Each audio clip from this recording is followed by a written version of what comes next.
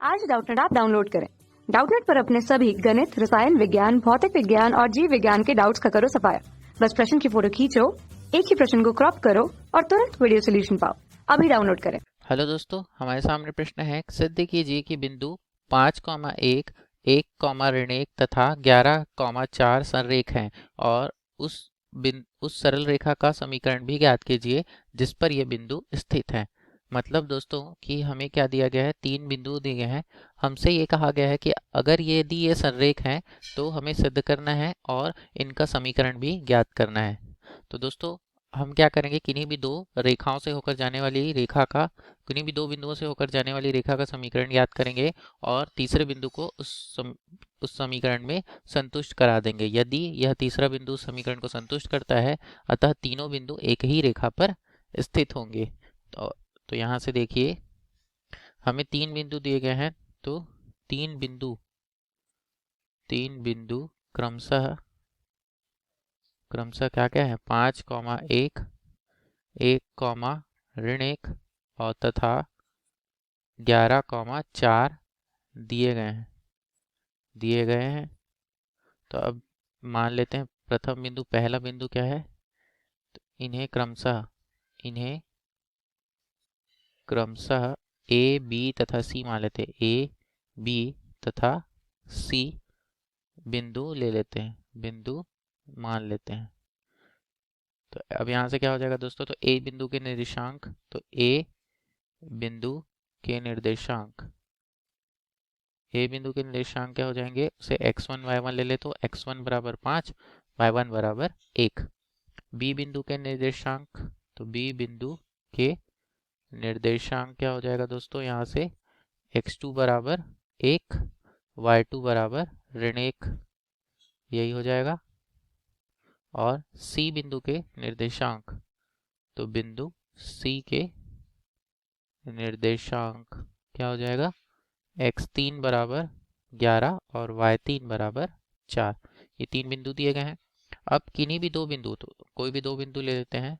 किन्हीं दो बिंदु A क्या है, 5,1 तथा B बिंदु क्या है, 1,1 से होकर जाने वाली रेखा का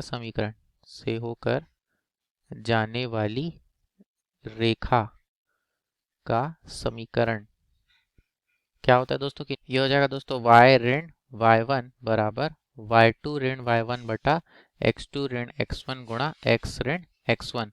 हल करेंगे इन्हें तो यहाँ मान रख देते हैं।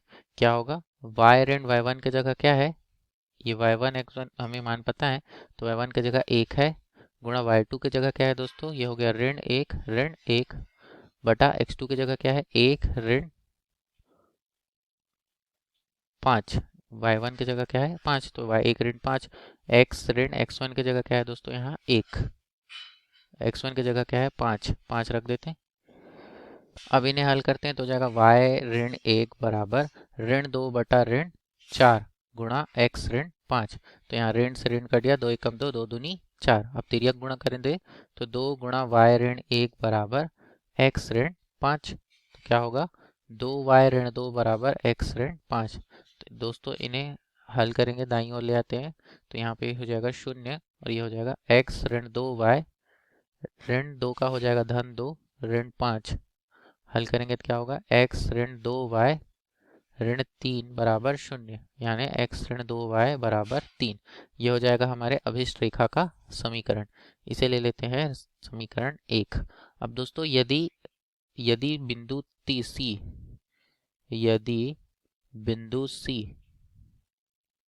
C रेखा 1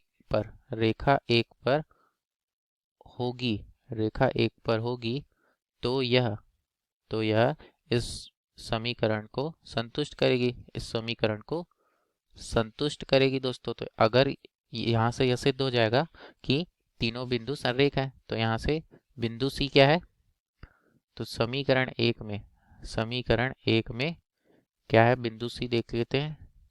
यह है x बराबर 11 और y बराबर 4। तो यहाँ से हो जाएगा समीकरण 1 में x बराबर 11 और y बराबर 4 रखने पर।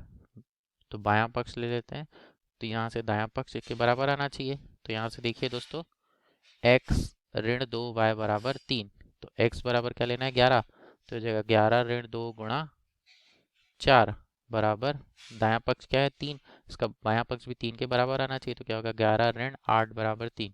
तो दोस्तों देखिए 3 बराबर 3, ये आपस में क्या है बराबर है। तो यहाँ से दोनों पक्ष आपस में बराबर हो गए। अतः सिद्ध है कि, अतः स्पष्ट है कि ए बी तथा सी मतलब तीनों बिंदु संरेख होंगे। तीनों बिंदु कैसे होंगे, संरेख होंगे, एक ही रेखा में होंगे।